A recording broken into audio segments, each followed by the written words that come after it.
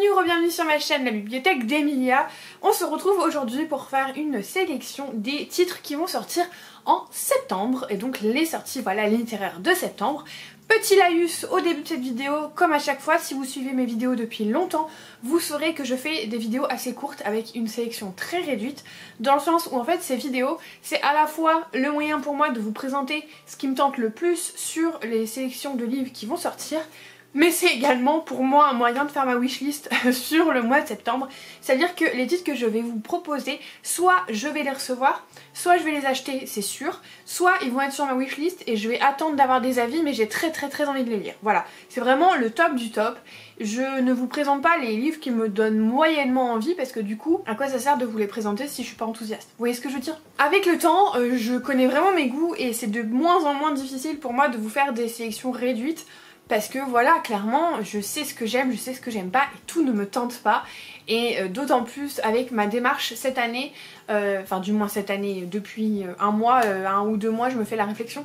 J'aimerais bien essayer de réduire un petit peu ma consommation, parce que quand je vois tout ce que je revends sans l'avoir lu, tout ce que j'achète et que je n'aime pas, ça me fait un peu mal au cœur. Tout comme je déteste jeter de la nourriture, je déteste vendre un livre que je ne veux pas lire, que je ne veux plus lire parce que ça fait trop longtemps qu'il est là, ou alors un livre que j'ai vraiment pas apprécié et qu'en fait au fond de moi je savais qu'il était peut-être pas pour moi. Vous voyez ce que je veux dire? Je ne veux plus me contenter de lectures moyennes, je ne veux plus, je ne veux que des bonnes ou des très bonnes lectures. Alors c'est difficile de n'avoir que des très bonnes lectures, surtout quand on lit beaucoup, parce que bah voilà, on connaît beaucoup de choses, on a vu déjà beaucoup de choses, donc c'est très dur d'avoir que des très bonnes lectures, mais au moins des bonnes lectures. Je veux dire, qui veut se contenter de lectures moyennes? C'est nul, je veux plus de lectures moyennes. Et donc tout ça, ça passe par un tri un peu plus gros, par voilà, le fait de peut-être pas acheter tout de suite les livres, mais attendre des commentaires, attendre de voir les gens quand on n'est pas sûr, les gens qui ont des goûts un peu similaires aux nôtres, ce qu'ils ont aimé, ce qu'ils n'ont pas aimé, et du coup, bah voilà, tout ça fourmille dans ma tête. J'aimerais quand même voilà, avoir une consommation plus raisonnée, et tout ça va avec le fait que je vous ai pris que 10 livres sur cette vidéo. Alors je vous l'ai pas dit aussi, mais vu que j'ai un petit peu des soucis aux yeux en ce moment, je suis pas maquillée, mais bon, sur peinture on adore. Comme dirait une célèbre chaîne de fast food, venez comme vous êtes. Donc bah du coup, après tout ce blabla peut-être inutile mais nécessaire pour moi, est-ce que je vous ai montré mon t-shirt? Il est incroyable. Voilà, bref, c'est l'heure de passer aux 10 titres qui ont vraiment tapé dans mon œil pour ce mois de septembre. Et le tout premier, c'est le 2 septembre, ça commence fort. Puisque Matt Haig va être publié chez Nami avec Une vie impossible. Matt Haig, qui c'est? Matt Haig, c'est celui qui a écrit La Bibliothèque de minuit, un livre que j'ai adoré. J'ai même fait un vlog dessus tellement je l'ai aimé. Et c'est un livre qui va pas plaire à tout le monde, je pense, et tous ces livres, parce que dans tous ces livres il y a une part de développement personnel, mais je trouve que c'est bien fait pour que ça rentre avec l'histoire, mais que ça arrive à vous toucher en même temps. Mais il y a des gens qui aiment pas ce côté développement personnel, et je peux complètement l'entendre, et du coup c'est pas un auteur qui va parler à tout le monde, mais moi il m'a tellement parlé dans La Bibliothèque de minuit que quand j'ai vu que Nami, qui est en ce moment l'une de mes maisons d'édition préférées, allait le traduire, je me suis pas vraiment posé la question. Je vous avoue que j'ai envoyé un petit message à Nami pour leur demander de me l'envoyer, parce que je suis une grande fan de La Bibliothèque de minuit, et ils ont accepté, merci beaucoup. Donc normalement je vais le recevoir, sûrement d'ici peu, parce qu'ils envoient à peu près une semaine avant la sortie il me semble. De quoi ça va parler? Une vie impossible. On va suivre une professeure de mathématiques à la retraite qui vit seule dans sa petite maison avec ses chats, et son mari est décédé et sa vie est un petit peu voilà, terne. Elle voit personne, la seule chose qu'elle fait c'est aller chez le médecin en faire ses courses, et bah elle est pas hyper heureuse dans sa vie. Et en fait un jour il y a une vieille amie à elle qu'elle a pas vue depuis des dizaines d'années qui va lui léguer une maison aux Baléares. Alors je sais plus si c'est à Ibiza ou à Majorque, mais aux Baléares. Et elle va du coup se dire allez c'est le moment, c'est mon moment de changer d'air, de faire de nouvelles choses, et elle va aller dans cette maison et essayer de comprendre pourquoi cette personne qu'elle n'a pas vue depuis 40 ans lui a légué cette maison. Et je pense que du coup on va faire pas mal de retours dans le passé. Et il est possible qu'il y ait un petit peu de surnaturel, alors léger, hein, vraiment c'est du fantastique léger, puisque je sais que dans La Bibliothèque de minuit il y avait ce côté un peu surnaturel avec cette bibliothèque où chaque livre est une version de la vie qu'on aurait fait si on avait fait un choix différent, et du coup on peut s'y rendre. Donc je pense que là aussi il est possible qu'il y ait un petit peu de surnaturel. Je sais qu'il aime bien Matt Haig faire ça avec d'autres écrits qui n'ont n'ont pas été traduits en français. Et bah ça c'est clairement un livre que j'attends avec impatience et que je vais dévorer les gars, je vais le dévorer. Je pense que quand je vais la voir, je vais être tellement contente que je vais pas réussir à attendre et je vais lire tout de suite. La deuxième sortie que je vais vous présenter, elle sort le 4 septembre chez Hachette, c'est écrit par Sarah Abbasi et je l'ai déjà. Il s'agit de La tisseuse de Mélodie, c'est Hachette du coup qui me l'a envoyé puisque je suis partenaire avec eux cette année. Je suis très contente de découvrir cette histoire puisque Sarah, je la suis sur les réseaux depuis 3 ans je crois, et du coup j'ai vraiment vu les étapes et du coup ben j'ai très hâte de découvrir le produit final puisque je suis ses stories depuis un petit moment et voilà, je trouve que c'est hyper chouette, surtout que si vous me connaissez vous savez que la musique c'est une très grosse partie de ma vie et donc un royaume de fantasy basé sur la musique. Voilà, on va suivre une jeune fille. En fait, là-bas, dans cet univers, vous avez chaque note est reliée à un dieu, donc do, ré, mi, fa, sol, la, si, do. Et notre héroïne, elle est associée au roi Sol.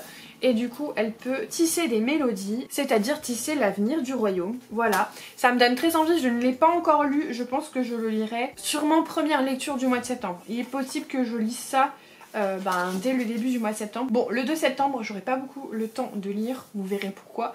Mais je vais essayer de le lire et de vous donner mon avis en fait dans la semaine de sa sortie.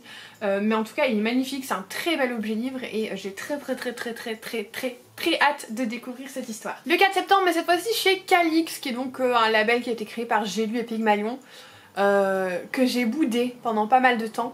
Parce que du coup plus de sorties Pygmalion, or c'était une de mes maisons d'édition préférées et je vous avoue que ça me brise encore le cœur et je ne suis pas encore remise de ça. Pour moi c'est vraiment à cause de Calix parce que du coup il n'y a plus rien chez Pygmalion depuis qu'ils ont annoncé Calix. Mais ce titre là j'avoue qu'il me fait quand même un petit peu de l'œil. Ça s'appelle Assistance to the Villain et c'est écrit par Hannah Nicole Mehrer. Alors de quoi ça parle? On va suivre une jeune fille qui va être embauchée chez un vilain je crois. Et c'est vraiment le truc qui... je sais pas... j'avais pas prévu, j'avais pas fait exprès mais vous comprenez l'histoire. On va être sur un truc un peu sordide et humoristique en même temps puisque elle va avoir des têtes coupées, des globes, des machins, enfin elle va avoir des trucs de vilain quoi et elle va s'en accommoder jusqu'au jour où quelqu'un essaye de tuer son vilain et là elle va dire non non non, on laisse mon vilain tranquille. Et je pense que ça va être à la fois un peu romantique mais drôle, un petit peu comme la balade de Heart Mercy. Alors je l'ai pas lu mais pour moi on est vraiment dans les mêmes vibes et franchement je suis très intriguée de voir ce que ça va donner. Je sais qu'Aurélie est partenaire avec Calix donc je vais lui demander son avis avant de l'acheter. Ça c'est typiquement le livre, je vais attendre d'avoir des avis avant de l'acheter, mais je vais le mettre sur ma wishlist et je vais m'intéresser de près parce que je trouve ça hyper original et je pense que ça peut être très drôle et ça me donne bien envie. La prochaine sortie c'est le 5 septembre chez Gulfstream et je suis également en possession de cet ouvrage. Il s'agit de La Bénie de Césarée, écrit par Liz Chrysler et donc c'est un roman Gulfstream absolument magnificos. Et alors des dorures en veux-tu en voilà, il y en a partout. Et ce que j'aime bien c'est que c'est un hardback souple. Je sais pas comment vous expliquer, je vous en parlais en vlog, je sais plus lequel, très honnêtement un des vlogs de cet été. Et en fait j'aime beaucoup ce format parce que à la fois il y a le confort de lecture et la solidité on va dire d'un hardback, mais en même temps en fait c'est pas du tout aussi gros, épais, lourd et voilà qu'un vrai hardback. C'est entre la couverture souple et le hardback, c'est vraiment très particulier et du coup il y a un confort supplémentaire dans le sens où c'est moins lourd. Vous voyez ce que je veux dire? C'est beaucoup moins lourd à porter et ils avaient fait ça aussi pour Ariel Holtz, Runborn et je trouve ça hyper chouette en fait. J'aime beaucoup ce format. Mi-hardback, mi-paperback, vraiment c'est un entre-deux très particulier que j'ai vu que chez eux et que j'aime beaucoup. Alors de quoi ça parle après tout ce laïus sur le livre en lui-même? On est dans un monde qui ressemble un petit peu à la mythologie romaine et ça me donne très envie. Et en fait on a une guerre qui dure depuis 10 ans entre l'Empire du Soleil et l'Empire de la Terre et on va suivre notamment son impératrice et je pense qu'il va y avoir des jeux politiques, voilà, plein de batailles et tout, c'est très voilà empire romain et ça me donne très envie. Je pense que celui-là au moment où il sortira je l'aurais sûrement déjà lu parce que pour moi ça c'est un livre d'été et il faut que je joue avec Aurélie puisqu'on avait dit qu'on le lisait ensemble. Mais en même temps avec mes vlogs d'été c'est très compliqué donc sûrement qu'en fait je le lirai à la première semaine de septembre. Mais voilà, il me donne très envie, il est très joli et très chouette. Ensuite le 11 septembre chez Charleston va sortir un titre de Lucinda Riley. Vous le savez, j'aime beaucoup Lucinda Riley mais malheureusement elle est décédée, du coup le nombre de titres qu'on va avoir d'elle va s'amenuiser. En plus sur le bandeau il y a marqué inédit donc clairement ça n'a jamais été publié. Donc c'est sûrement quelque chose qui a été mis dans un placard ou alors qui n'a jamais été traduit, je ne sais pas. Mais en tout cas c'est inédit, c'est nouveau, c'est pas comme parfois quand ils sortent des vieilles éditions qu'ils les ressortent. On va suivre un dirigeant new-yorkais qui s'appelle David et qui va pas très bien dans sa vie, hein, clairement. Je crois que son épouse est morte, tu s'entends pas avec son fils, voilà, ça a pas été ouf. On est en 1976 si je me trompe pas.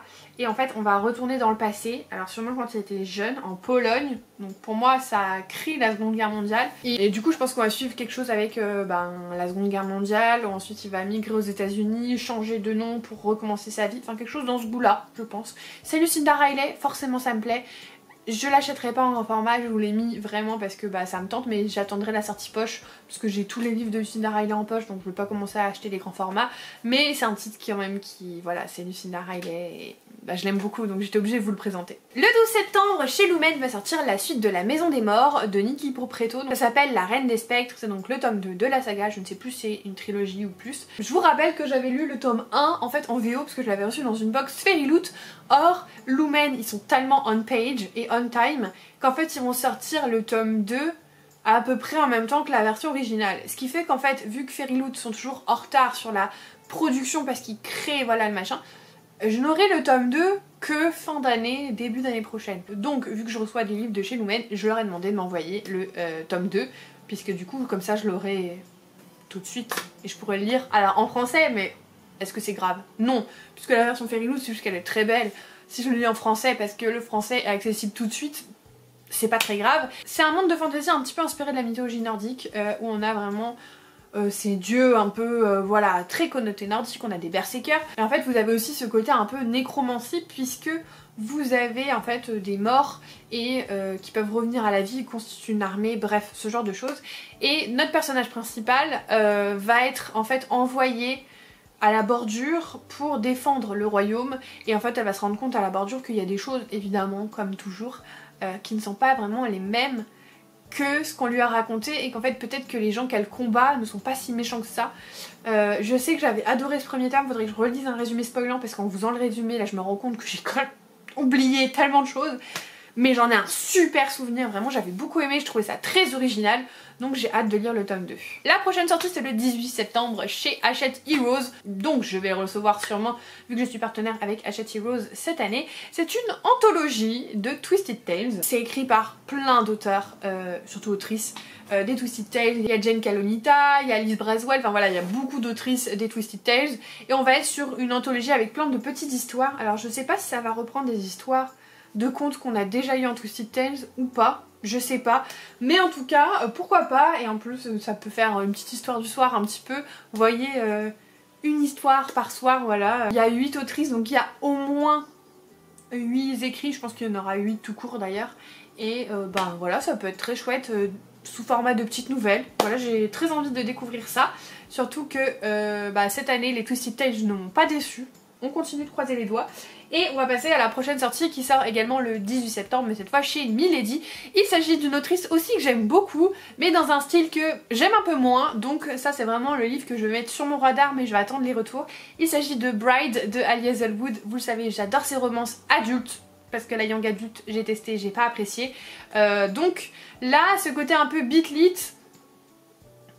je sais pas si je vais accrocher, je vais attendre d'avoir des retours. En tout cas, il est question d'une alliance entre une vampire et un loup-garou. Voilà, ça peut être très très chouette pour la période d'Halloween, mais encore une fois, ce côté un peu beat-lit, j'attends d'en savoir plus, j'attends d'avoir des retours.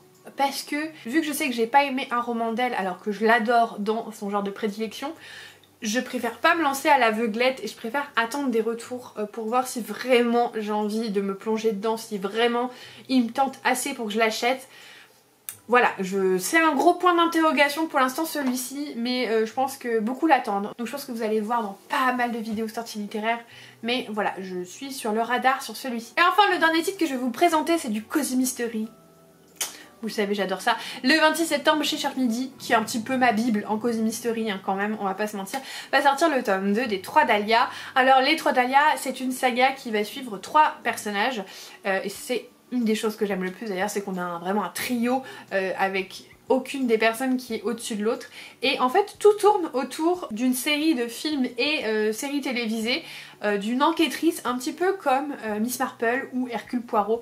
Voilà, un enquêteur, une enquêtrice de Cozy Mystery hyper connue, et on a 3 actrices en fait qui soit l'ont incarné, soit vont l'incarner. Vous avez l'actrice originelle, vous avez l'actrice du remake et vous avez la nouvelle jeune actrice qui va voilà apporter sa fraîcheur dans une nouvelle création. Je crois que c'est une série télé cette fois-ci, alors qu'avant c'était des films, je sais plus. Mais du coup vous avez ces 3 actrices et en fait elles vont se trouver ensemble dans un château pour un espèce de séminaire de lancement, pré-lancement de la série, ou production en tout cas, avec des membres de la famille de l'autrice qui est décédée, avec les membres originels du casting, avec des gens qui s'occupent de la fortune, qui s'occupent de la production, bref, tout un micmac, et il va y avoir un meurtre.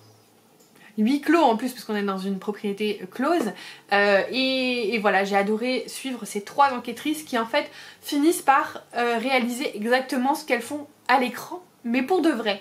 Et ça c'était très chouette, et le fait qu'on ait vraiment ces 3 générations, un peu la grand-mère mais toujours très active, la quinca très exubérante et la jeune femme, la nouvelle qui est plus discrète, qui a un passé un peu sombre mais qui est plus discrète, ça fait en fait un combo des 3 qui est juste trop chouette et multigénérationnel, et j'ai adoré ce concept et j'ai beaucoup aimé le premier tome, donc j'ai hâte de lire le second tome, surtout que dans mes souvenirs il y a un petit twist de fin. Voilà, très hâte de découvrir ce second tome. De toute façon vous le savez, les Cozy Mystery chez Cherche Midi c'est mes préférés, et donc je me régale à chaque fois. Celui-ci je pense qu'il va pas faire long feu, je vais pas vous mentir, je pense que mi-octobre il sera lu, c'est sûr déjà. Et voilà, on arrive à la fin de cette vidéo sortie littéraire. Donc voilà les 10 titres qui me tentent le plus, tous les livres qui vont sortir en septembre. Encore une fois, je le répète, cette liste elle est vraiment très personnelle, et c'est ça que j'aime bien, c'est qu'en fait ces vidéos, vous allez avoir certains titres qui vont revenir partout parce que ce sont des titres très attendus, mais vous avez chaque créateur de contenu qui va insuffler sa personnalité et ses goûts littéraires pour vous offrir d'autres titres.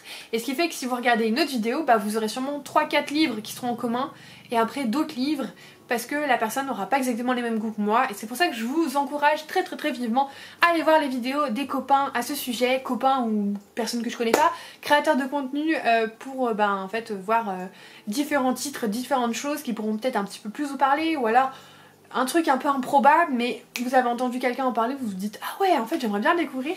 Donc ouais, c'est pour ça que j'aime beaucoup ce genre de vidéos et que moi j'en consomme énormément, même si j'ai fait ma sélection avant, je vais quand même aller en consommer parce que parfois y a une parole, une phrase et je me dis ah ce titre il avait l'air bien quand même, pourquoi je l'ai pas retenu déjà?